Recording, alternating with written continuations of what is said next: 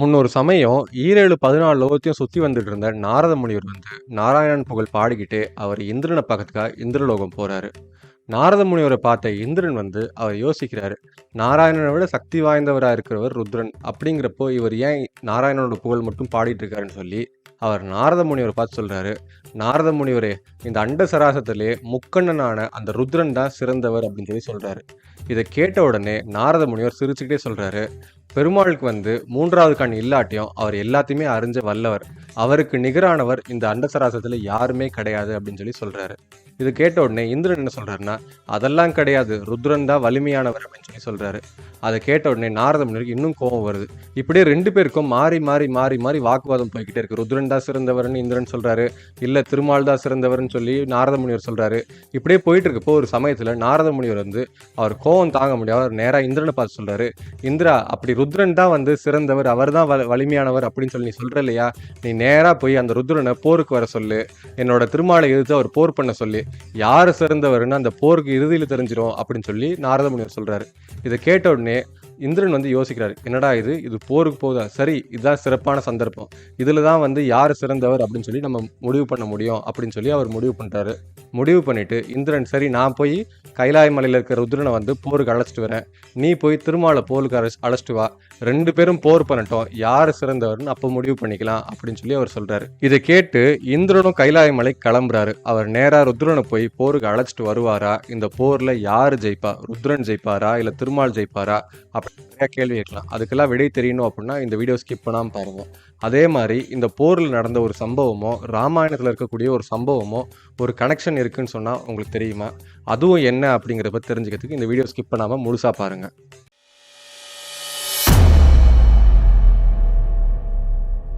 நாரதர்கிட்ட சவால் விட்டுட்டு கிளம்பின இந்திரன் நேரா ருத்ரனை பார்க்கறதுக்கு கைலாய மலைக்கு போறாரு. கைலாய மலைக்கு சேர்ந்த இந்திரனை பார்த்து ருத்ரன் ரொம்ப சந்தோஷமா இந்திரதேவனை வரவேற்கிறாரு. வரவேற்று இந்திரனை பார்த்து ருத்ரன் கேட்கிறாரு, இந்திரதேவனே, எதுக்காக கைலாய மலை வந்திருக்கீங்க, என்ன விஷயமா வந்திருக்கீங்க அவர் கேட்கிறாரு. அப்போ இந்திரன் இந்திரலோகத்துல அவருக்கும் நாரதருக்கும் நடந்த வாக்குவாதத்தை பத்தி விளக்குறாரு. இது எல்லாத்தையும் அமைதியா கேட்டுட்டு இருந்த ருத்ரன் இந்திரனை பார்த்து கேட்கிறாரு, இப்ப நான் என்ன பண்ணணும்னு சொல்லி கேட்கிறாரு. அப்போ இந்திரதேவன் சொல்றாரு, நீங்க திருமாலோட போர் பண்றதுக்கு தயாரா அப்படின்னு சொல்லி ஒரு கேள்வி கேட்கிறாரு.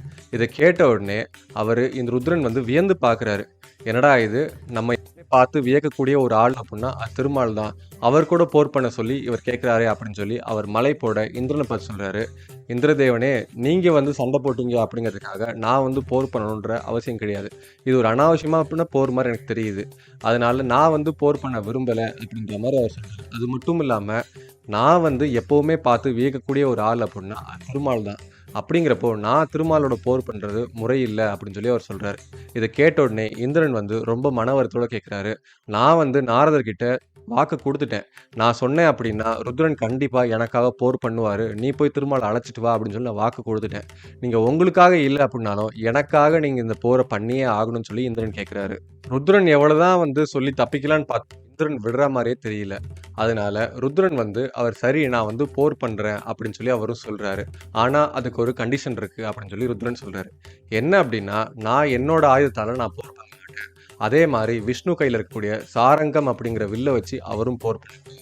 அதுக்கு பதிலா விஸ்வகர்மா வரவழைச்சு 2 வில்ல செய்ய சொல்லுவோம், அந்த 2 வில்ல வச்சு 2 பேரும் போர் பண்றோம், அதுல யாரு ஜெயிக்கிறாங்க அப்படிங்கிறத பத்தி பார்ப்போம், இந்த நிபந்தனைக்கு ஓகே அப்படின்னா நான் போர் பண்றேன் அப்படின்னு சொல்லி ருத்ரன் சொல்றாரு.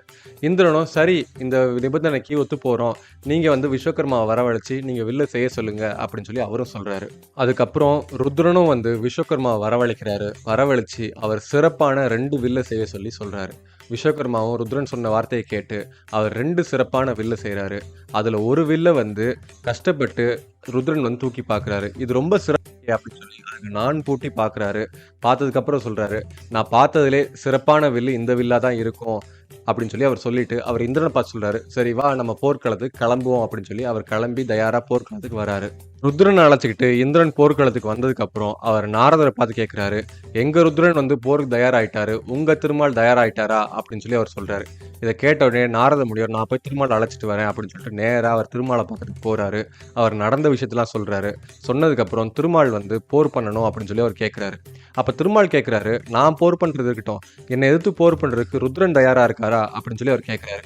கேட்ட உடனே நாரத முனிவர் சொல்றாரு, ருத்ரன் அவரோட ஆயுதத்தை எடுத்துட்டு அவர் போர்க்களத்தில் தான் காத்துட்டு இருக்காரு, நீங்க எப்போ போர் பண்ண வரீங்கன்னு சொல்லி அவர் கேட்கிறாரு அப்படின்னு சொல்லி அவர் கேட்டாரு. இதை பார்த்த உடனே திருமால் வந்து யோசிக்கிறாரு, என்னடா இது, இந்த அனாவசியமான போருக்கு ருத்ரன் வந்திருக்காரு அப்படின்னா கண்டிப்பா இது ஒரு கட்டாயத்துக்காக தான் வந்திருக்காரு. அப்படிங்கிறப்போ இந்த போர் வந்து நடக்கிறது சரியில்லை அப்படின்னு சொல்லி அவர் யோசிக்கிறாரு. யோசிச்சுட்டு அவர் சரி நாரதர்கிட்ட வந்து ஏதாவது சொல்லி பார்த்து நம்ம இந்த போரை தவிர்த்து பார்க்கலாம் அப்படின்னு சொல்லி அவர் என்னென்னமோ சொல்றாரு. ஆனால் நாரத முனிவர் கேட்கறதாவே இல்லை. நீங்க கண்டிப்பா போர் பண்ணியே ஆகணும். பாருங்க, ருத்ரன் வந்து இந்திரனோட பேச்சை கேட்டு ருத்ரன் போருக்கு வந்திருக்காரு. அதே மாதிரி உங்க பக்தன் நானு, என்னோட பேச்சு எனக்காக நீங்க போர் பண்ண வரமாட்டீங்களா அப்படின்னு சொல்லி நாரத முனிவர் கேட்கிறாரு. திருமாலும் வந்து வேற வழி இல்லாம அவர் போர்க்களத்துக்கு வராரு. திருமால் வந்து போர்க்களத்துக்கு வந்த உடனே அவர் ருத்ரனை பார்க்குறாரு. ருத்ரன் வந்து இந்த போர்ல கொஞ்சம் கூட விருப்பம் இல்லாத விதமா அவர் நின்றுட்டு இருக்காரு. அப்போ அவர் யோசிக்கிறார், நம்மளை போலவே ருத்ரனுக்கும் இந்த போரில் விருப்பம் இல்லை போல, ஆனால் இந்த அனாவசியமான போருக்கு நம்ம பக்தர்களோட வேண்டுகோளுக்காக தான் நம்ம வந்திருக்கோம். அப்படிங்கிறதுனால இந்த போரை எப்படியா தடுக்கணும் அப்படின்னு சொல்லி அவர் யோசிக்கிறாரு. அதே மாதிரி ருத்ரன் வந்து அந்த பக்கம் யோசிக்கிறாரு, இந்த போர்க்களம் ஏதாவது ஒரு பிரச்சனை உண்டாகி இந்த போர் வந்து நடக்காம போச்சு அப்படின்னா எனக்கு ரொம்ப சந்தோஷமா இருக்குன்னு சொல்லி ருத்ரன் யோசிக்கிறார். அந்த சமயத்தில் தான் இந்திரன் வந்து திருமால் கிட்ட சொல்றாரு, இந்த போர்ல வந்து சில விதிமுறைகள் இருக்கு.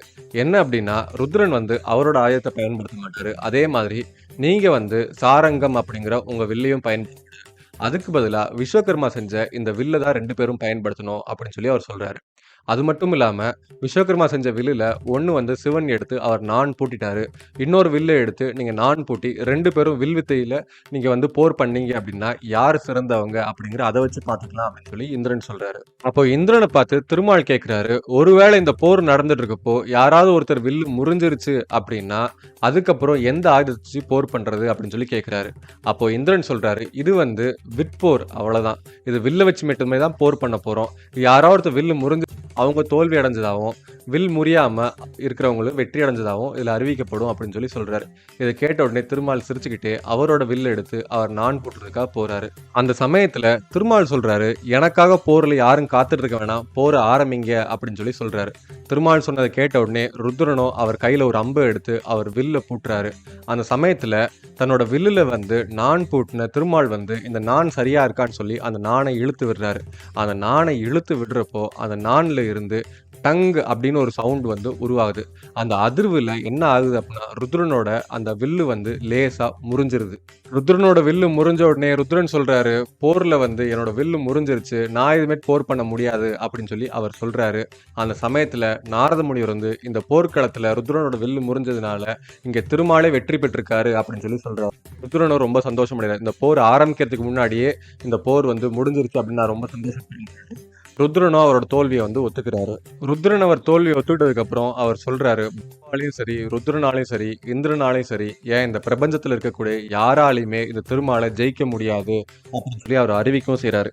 அதனாலதான் திருமாலோட 1000 சகஸ்ர நாமத்துல அவருக்கு ஜேத்ரே நம அப்படின்னு ஒரு நாமம் இருக்கு. இப்ப நீங்க கேட்கலாம், இந்த போருக்கும் ராமாயணத்துல இருந்த ஒரு சம்பந்தம் இருக்குன்னு சொல்லி சொல்றீங்கல்ல, அது என்ன அப்படின்னு சொல்லி கேட்கலாம். இந்த போர்ல வந்து ருத்ரனோட வில் முழுசா முறியல, அது வந்து லேசா ஒரு சின்ன கிராக் மாதிரி தான் விட்டுருந்துச்சு. அதுக்கப்புறம் ருத்ரனோட தீவிர பக்தனான ஜனகருக்கு வந்து இந்த வில்ல வந்து ருத்ரன், அதைத்தான் நம்ம ராமாயணத்துல இது சிவதனுசை வந்து ஜனகர்கிட்ட இருந்ததாகவும் அந்த சிவதனுசை வந்து ராமர் முறிச்சு அவர் சீதையை கல்யாணம் பண்ணதாகவும் ஒரு கதை இருக்கு. இந்த மாதிரி சுவாரஸ்யமான புராண கதைகளுக்கு நம்ம ஏல் சேனலை சப்ஸ்கிரைப் பண்ணுங்க. இந்த வீடியோ பிடிச்சிருந்துச்சுன்னா ஒரு லைக்கை போடுங்க. உங்க கருத்துக்கள் என்ன அப்படிங்கிற கமெண்ட் செக்ஷன் லீவ் பண்ணுங்க. அப்படியே மறக்காம இந்த வீடியோ உங்க ஃப்ரெண்ட்ஸ் அண்ட் ஃபேமிலிக்கு ஷேர் பண்ணுங்க.